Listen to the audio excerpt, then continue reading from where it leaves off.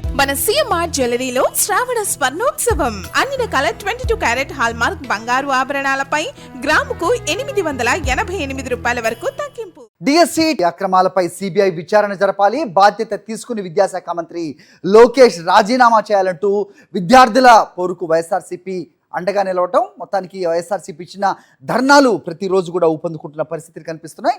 అయితే ర్యాలీలకి పర్మిషన్ లేదంటూ పోలీసులు ఎక్కడికక్కడ శాంతియుతంగా నిరసనలు తెలుపుతున్న వారిని అదుపులోకి తీసుకునే ప్రయత్నం చేస్తున్నారు. అలాగే ర్యాలీలకు వస్తే బైక్లు కానీ కార్లు కానీ ఏవైనా సీజ్ చేస్తామంటూ బెదిరింపులకు దిగుతున్న పరిస్థితి మనకు కనిపిస్తుంది. బ్రేక్ ముందు చూసాం, అటు కడపలోను ఇటు అనంతపురం తాడిపత్రి వద్ద పరిస్థితి కనిపిస్తోంది.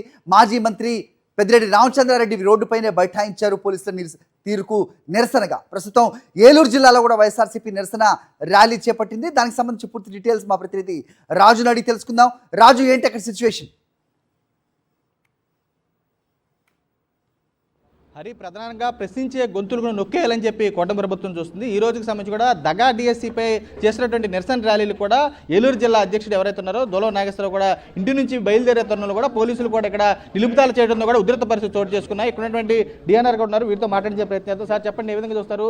అడుగడుగునా చూస్తే కనుక ఆటంకాలు సృష్టిస్తారు, మీరు వెళ్తుంటే కూడా ఏకంగా పోలీసులు నిర్బంధించారు. ఇక్కడ ఏ విధంగా వస్తారు అసలు? రాష్ట్ర వ్యాప్తంగా డిఎస్సిలో జరిగినటువంటి అక్రమాలపైన మా నాయకుడు వైఎస్ జగన్మోహన్ రెడ్డి గారు రాష్ట్ర వ్యాప్తంగా వరుసనే 5 రోజుల కార్యక్రమాన్ని పిలుపునివ్వడం జరిగింది. అందులో భాగంగా 4 రోజులు నిరసన దీక్ష కార్యక్రమాలు, నిన్నటితో 4 రోజులు పూర్తి చేసుకున్నాం. ఇది 5వ రోజు. ప్రతి నియోజకవర్గంలో కూడా నిరసన ర్యాలీలు నిర్వహించేటువంటి కార్యక్రమం. ఈ కార్యక్రమాలు కూడా చాలా శాంతియుతంగా 4 రోజులు కూడా నిరసన దీక్ష కార్యక్రమాలు చేశామంటే చాలా శాంతియుతంగా, నిజంగా చెప్పాలంటే పోలీసు వారికి ఏమాత్రం పని లేకుండా చట్టాన్ని గౌరవిస్తూ ఏదైతే కార్యక్రమాలు చేయాలనుకున్నామో ఆ కార్యక్రమాలు చేసుకుంటూ వెళ్ళాం. కానీ ఈ రోజును చూస్తే ఈరోజు ర్యాలీకి శాంతియుతంగా చేసే ర్యాలీ కార్యక్రమాన్ని మరి పోలీసు వారిని పెట్టి ఈ కార్యక్రమాన్ని అడ్డగించడం, ఇంటి నుంచి బయటికి వెళ్లకుండా కార్యక్రమాలు చేయకుండా బంధించడం అనేది ఇది చాలా దారుణమైనటువంటి విషయం. ఇది ఎందుకంటే సమస్య పైన రాష్ట్ర వ్యాప్తంగా చదువుకున్నటువంటి విద్యార్థులకు అన్యాయం జరిగింది.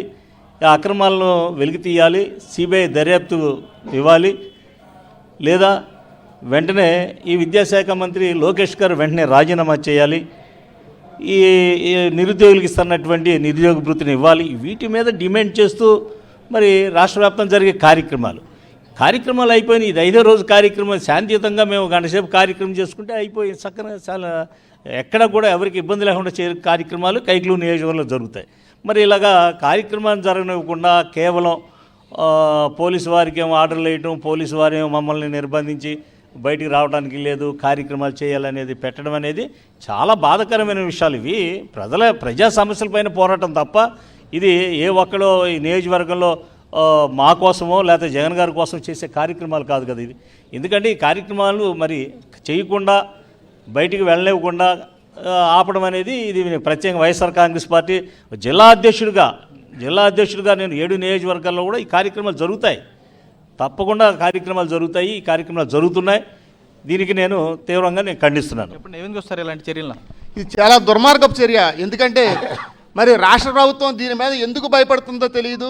మేము కోరేది ఏంటంటే ఈ యొక్క డిఎస్సి మీద జరిగిన అవకతవకలపై సిబిఐ ఎంక్వైరీ ఏమంటున్నాం, మీరు నిష్పక్షపాతంగా కనుక ఈ యొక్క డిఎస్సి అనేది నిర్వహించినట్టయితే మీరు సిబిఐ ఎంక్వైరీ చేయడానికి మీకు భయం ఎందుకు? ఈరోజు మమ్మల్ని ఆపాల్సిన పరిస్థితి ఎందుకు వచ్చింది అంటే మీరు భయపడుతున్నారు. ఈరోజు రాష్ట్రంలో ఉన్న ఈ యొక్క దుర్మార్గ పరిపాలన మరి ఈ యొక్క ప్రజల్ని భయభ్రాంతులకు గురి చేస్తున్నారు. ఎందుకంటే శాంతియుతంగా మేము ఈ యొక్క ర్యాలీని అనేది నిర్వహించడం జరుగుతుంది. ఏయో సాకులు చూపించి ఈ రోజున ఈ ర్యాలీని ఆపడానికి మరి డిఎన్ఆర్ గారు ఇంటి వద్దనే మమ్మల్ని అందరినీ కూడా కదలనివ్వకుండా గేట్లు వేసి మరి పోలీసులు కాపలా పెట్టాల్సినంత పరిస్థితి ఈరోజు రాష్ట్రంలో ఉంది. అంటే ప్రజలు తమ హక్కుల్ని కాపాడుకోవడానికి కోసం రోడ్ల మీదకి రావడానికి కూడా ఈరోజు భయపడే పరిస్థితిని ఈరోజు రాష్ట్రంలో ఉన్న రాష్ట్ర ప్రభుత్వం తీసుకొచ్చిందని ఈ యొక్క మీడియా ముఖంగా నేను తెలియజేసుకుంటున్నాను. చెప్పండి, ఏం చూస్తారు? స్పోర్ట్స్ కోటాలో లేని జాబులు ప్రత్యేకంగా చూస్తే కనుక స్పోర్ట్స్ కోట కొత్త గేమ్స్ కనిపెట్టించారు. ఏం చూస్తారు అలాంటి? అన్నీ చాలా దుర్మార్గంగా చూస్తున్నాం ఈ పరిపాలనలో.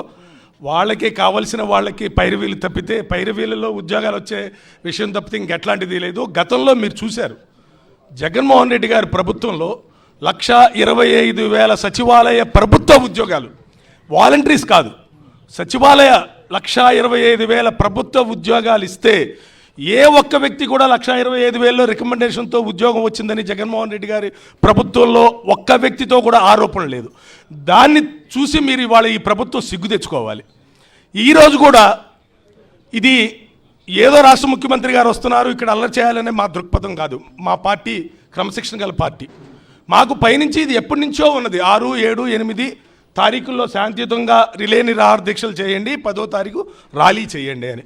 అది వాళ్ళు పెట్టుకున్నారు ముఖ్యమంత్రి గారు. మాకు వాళ్ళకి సంబంధం లేదు. మా కార్యక్రమం మాదే, వాళ్ళ కార్యక్రమం వాళ్ళదే. అట్లాంటి కార్యక్రమాన్ని కూడా మరి పోలీసు వారికి ఆదేశాలు ఇచ్చి మమ్మల్ని నిర్బంధిస్తాం. ప్రజల్లోకి ఇట్లాంటి పరిపాలన ఎట్లా ఉందనేది మరొక్కసారి లోకేష్ గారు రెడ్ బుక్ రాజ్యాంగాన్ని మళ్ళీ ముందుకు తీసుకొచ్చి, ఈ రెడ్ బుక్ ఎంతో కాలం ఉండదు.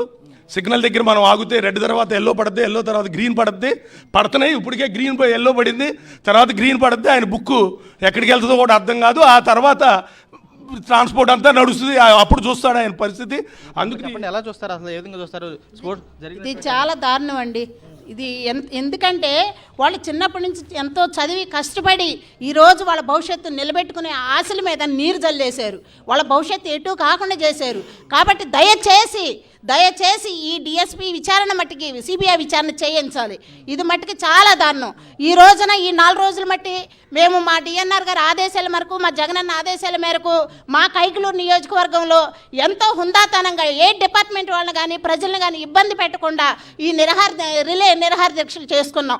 ఈరోజు కూడా అంతే సౌమ్యంగా ఈరోజు మా కార్యక్రమం మేము చేసుకుందామంటే మా కార్యక్రమాన్ని ఆపేసి మా డిఎన్ఆర్ గారిని హౌస్ అరెస్ట్ చేసి ఇక్కడ ప్రజలందరినీ, మా వైఎస్ఆర్ పార్టీ కుటుంబ సభ్యులందరినీ ఆపేసాల్సినంత అవసరం ఏమి లేదు.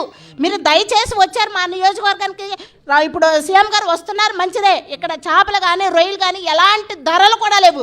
కనీసం అలాంటి పరిస్థితులను అర్థం చేసుకోండి. ఇక్కడికి వచ్చి ఈ కైకలూరు నియోజకవర్గంలో ఇక్కడ ప్రజలు ఎంత దారుణంగా ఇబ్బందులు పడుతున్నారు అన్నది అర్థం చేసుకోండి. మీ పని మీరు చేసుకోండి, మా పని మేము చేసుకుంటాం. ఎలా ఉంది పరిస్థితి? యువతగా